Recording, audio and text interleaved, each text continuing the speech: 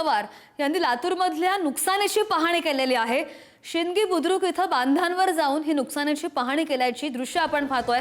नुकसानग्रस्त शेतकऱ्यांना हेक्टरी 50,000 रुपये मदत द्यावी असं सुद्धा रोहित पवार यांनी मागणी करत म्हटलंय। सरकारने तत्काळ कर्जमाफीचा निर्णय घ्यावा अशी मागणी सुद्धा रोहित पवार यांनी केली आहे। मागणी करत आहोत 50,000 रुपये पर हेक्टर सरसकट शेतकऱ्याला मदत तिथं गेली पाहिजे। ओला दुष्काळ जाहीर झाला पाहिजे, कारण अनेक विद्यार्थी आहेत फिया भरता येणार नाहीत, शाळेत जाता येणार नाहीत, कॉलेजमध्ये सुद्धा मधून त्यांना शिक्षण सोडावं लागेल। त्यामुळे त्यासाठी सुद्धा सरकारकडून मदत होणं महत्त्वाचं आहे। कर्जमाफी खऱ्या अर्थाने हीच ती वेळ आहे, आत्ताच ती झाली पाहिजे। ती आज नाही झाली तर आत्महत्या दुर्दैवाने शेतकऱ्याच्या वाढू शकतात। म्हणून आमची ती विनंती आहे सरकारला की आज लगेचच्या लगेच तिथे कर्जमाफी झाली पाहिजे।